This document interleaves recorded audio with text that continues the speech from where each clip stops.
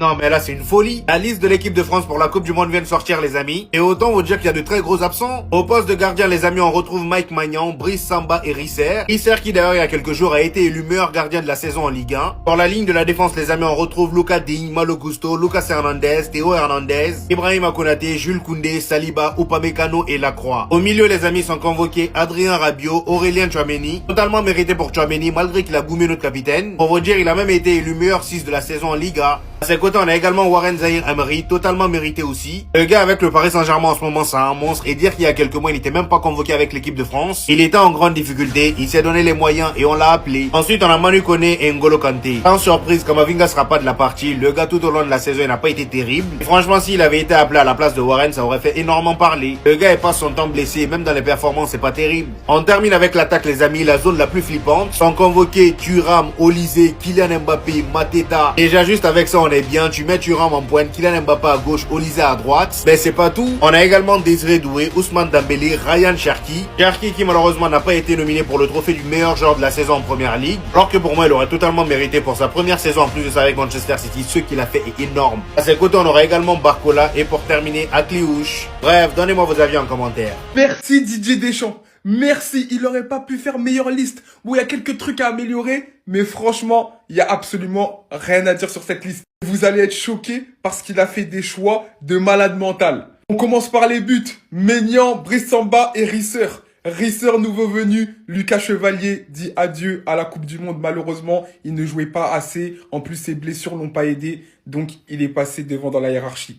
On continue avec Lucas Digne, comme d'habitude, fidèle au poste. Malo Gusto, Lucas Hernandez, Théo Hernandez, les deux frères. Bon, polémique ou pas, apparemment on s'en fout. Konaté, Koundé, Saliba, Upamecano, Lacroix, ça fait plaisir aussi, mérité. Au milieu de terrain, c'est là pour moi où on a le plus grand manque, et il manque quelqu'un, vous allez voir. Kanté, Koné, Rabiot, Tchouaméni, Zaïre-Emery. En vrai, eux tous qui sont présents, ils méritent amplement. Mais là, il manque un nom, mais je vous le dirai à la fin. Et enfin, l'attaque. Bon les gars, l'attaque, il n'y a absolument rien à dire. Elle est tout simplement exceptionnelle. Et il y a un grand absent. Magnès Akliouche, le dragon blanc et bleu. Merci, seul représentant de l'AS Monaco.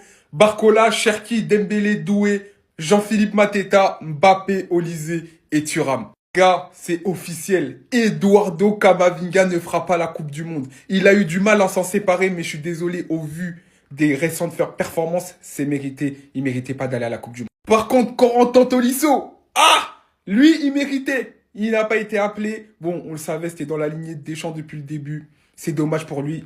Et Randal Kolo Muani. Je suis choqué. Dans ma tête, je me disais, c'est impossible. Et il a préféré Jean-Philippe Mateta et c'est mérité sur la forme du moment, même si Mateta, il était beaucoup blessé. Kolo Muani, sa saison, elle n'est pas assez convaincante pour faire partie du groupe des Bleus. Mais en tout cas, surtout avec ce potentiel offensif et même cette défense, les gars, c'est compliqué de pas nous imaginer dans le dernier carré au minimum. Je sens que cette équipe de France, elle va me faire souffrir à la Coupe du Monde, les gars.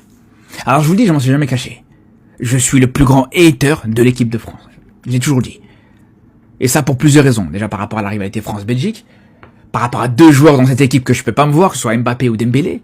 Et là, juste le fait d'imaginer qu'ils reprennent une deuxième Coupe du Monde, que Dembélé reprenne un deuxième ballon d'or consécutif. Les gars, je pourrais pas. Je vous le dis les gars, je pourrais pas vivre ça les frères. On a accepté ça une première fois, on a digéré ça une première fois, pas une deuxième, s'il vous plaît. Mais, voilà, j'ai beau ne pas apprécier cette équipe du tout. Mais en attaque les gars, je suis désolé. Cette équipe elle est monstrueuse. Ça m'empêche pas de dire que cette équipe elle est stratosphérique. Cette équipe vraiment c'est une boucherie. On est clairement sur la meilleure attaque du monde là actuellement. Vous vous rendez compte les frères? Mbappé, Dembélé, Olysée, Désiré Doué, Barcola, Cherki, même si c'est pas vraiment un attaquant, mais bon, voilà, on s'est compris. Dans un registre offensif, lui aussi il peut être monstrueux. Et même pour le reste des autres secteurs dans cette équipe. Alors le milieu de terrain il est pas exceptionnel, mais tu retournes même au poste des défenseurs. Je pense que t'as clairement l'une des meilleures charnières centrales du monde. Pareil pour les gars, même t'as des gardiens de qualité, même les gardiens c'est des gardiens de qualité.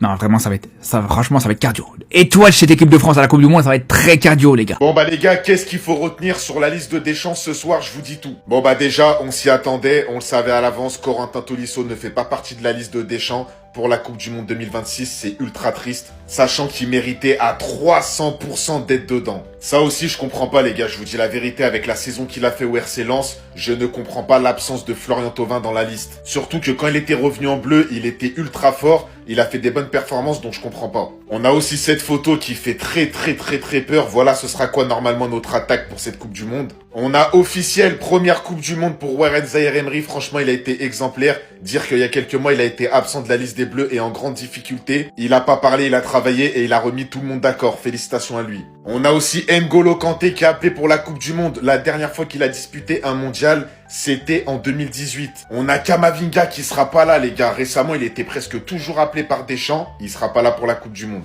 On a Mike Maignan qui va disputer son premier mondial pour la première fois depuis 20 ans. Les Bleus auront un autre gardien qu'Hugo Lloris dans les cages. Et pourtant, il n'y a aucun doute ni pression sur ses grandes épaules. On a confiance en toi, Big Mike. On a aussi Lucas Digne qui a appelé pour la Coupe du Monde et c'est le seul rescapé du Mondial 2014 dans la liste des 26. Pour moi, la meilleure nouvelle, les gars, vu que c'est mon joueur préféré, on a Ryan Cherki qui va faire partie de la Coupe du Monde et qui va jouer. Et bien évidemment, le capitaine, il a fait que des finales avec les Bleus en Coupe du Monde. 3e Coupe du Monde pour lui. Celui qui a porté les Bleus en 2018 et en 2022 va tenter d'atteindre une 3e finale de mondial consécutive. Vous savez quelle est la plus grosse absence en équipe de France? C'est l'absence de concurrence que la France va avoir à la Coupe du Monde. Parce que cette équipe de France va remporter sa 3e étoile aux États-Unis et je ne vois personne qui puisse s'asseoir à la table de l'équipe de France et être meilleur. C'est arrogant de dire ça, mais c'est français.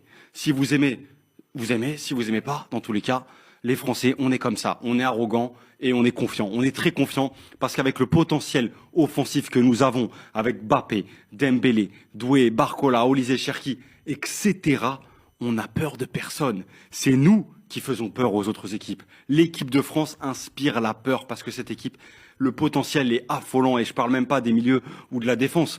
Mais avec cette équipe, Didier Deschamps a moyen, avec ses 26 joueurs qu'il a sélectionnés, voilà, on va même pas rentrer dans les détails qui est absent, qui est présent, mais de battre n'importe quelle équipe. On peut me parler de l'Espagne si vous voulez. Mais moi, quand je vois l'Espagne actuelle, elle me fait moins peur que l'Espagne de l'Euro. Quand je vois l'Argentine, beaucoup moins aussi. Le Brésil, j'en parle même pas. Le Portugal, je pense qu'il y a encore quelques soucis au Portugal sur certains postes ou un joueur qui prend un peu tout.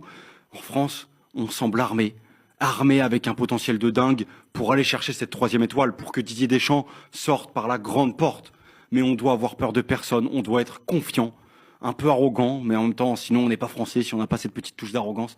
En tout cas, pour moi, la plus grosse absence, ça va vraiment être ça, la concurrence, parce qu'il va falloir trouver une équipe, elle est peut-être pas encore née, pour faire peur à l'équipe de France 2026. Imaginez, vous êtes défenseur, vous devez jouer un match, mais dans l'équipe adverse, il y a ces 4 attaquants là. Dans les gars-là, à ce moment-là, faut pas compter sur ses capacités, faut juste prier. C'est tout. Mais le problème dans cette histoire, c'est qu'on verra jamais les 4 ensemble sur le terrain et c'est tellement dommage. Parce que ActuFoot vient de poster une photo où ils disent « fuyez en parlant de l'équipe de France ». Oui, c'est vrai que les attaquants, c'est des attaquants du tonnerre. Mais le problème, c'est qu'ils vont jamais jouer ensemble. Avant de continuer, n'hésite pas à t'abonner. Tu connais, ici, on parle de foot. Non, les gars, faut qu'on se dise la vérité. Il y a tellement peu de chances qu'on voit les 4 ensemble sur le terrain. Les gars, arrêtons de rêver, ça sert à rien. Vous savez que c'est presque impossible pour Didier Deschamps. D'ailleurs, même s'ils mettaient les 4 sur le terrain, ils seraient sûrement pas au poste où ils sont le meilleur. Il va nous mettre Mbappé en pointe, tout ça. Alors que normalement, dans un monde normal, tu dois mettre Olise à droite, Cherki en 10, Mbappé à gauche et Dembélé en pointe. C'est là où ils sont le meilleur. C'est là où ils sont le meilleur, c'est là que tu dois les mettre. Et si tu faisais ça, les gars, là, à ce moment-là, bien évidemment, fuyez, tremblez.